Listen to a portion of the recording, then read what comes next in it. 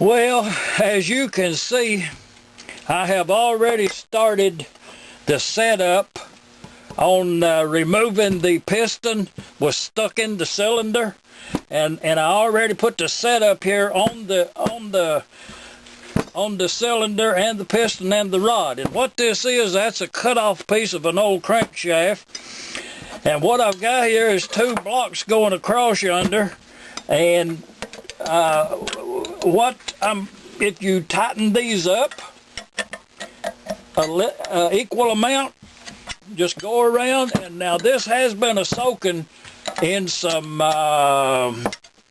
penetrant for some days. Patience seems to work really good for me. And as you can see, I'm going by feel, and I do not want to, I'm keeping an eye on this line right here where the rod cap is at. I do not want to spread that apart any at all on either side. Keep an eye on that. If they're really stuck really bad, then you can put a U-bolt around both sides of that to aid in not pulling your rod cap off. But as you see, now this is really tight. So what I'm going to do with a brass hammer, I like to use a round rod. I'm going to tap on that.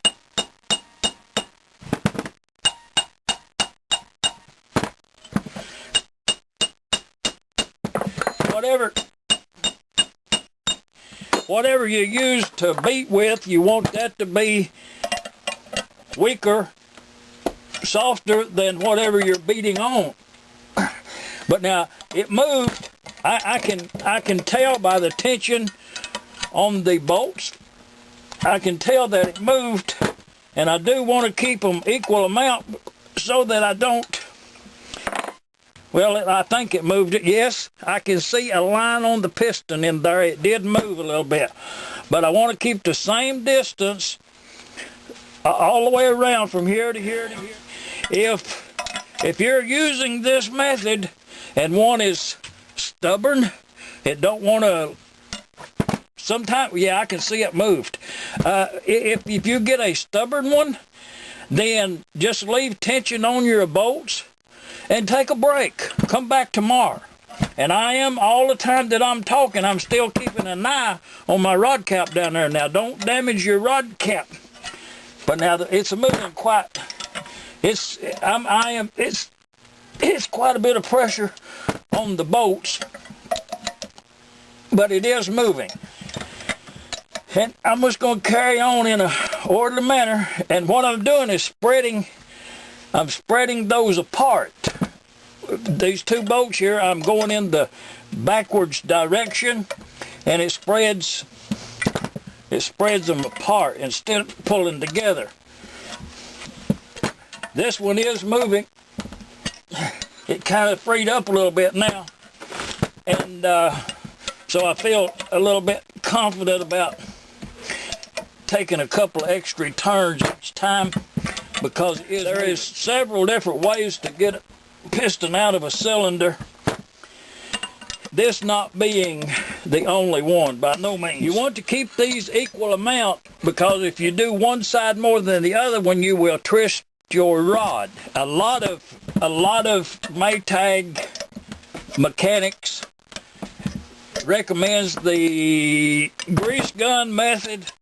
And you know, I'm not a big fan of that grease gun method. I mean, you use it if you would like. Don't let me influence you whatsoever. It will work, but it's you know, I just never did want to waste that much grease. And but it does work in some cases. But as you can see,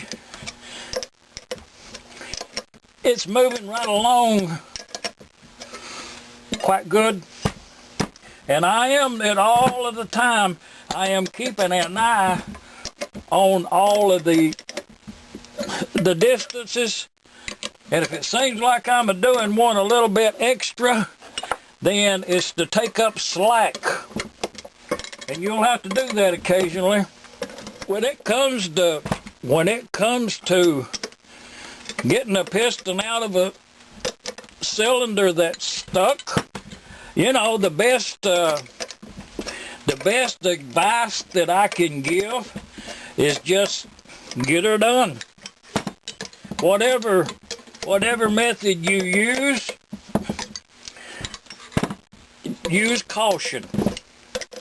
Yeah, I'm going to have to hunt up some longer bolts for these two right here. I've got some all thread on the side over there for just such an occasion. So I'm going to take this off, put two all threads in there.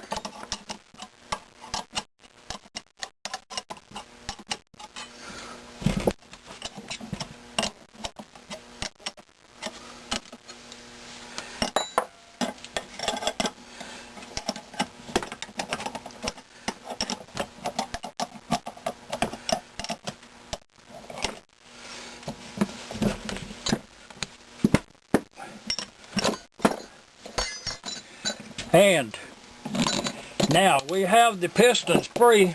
As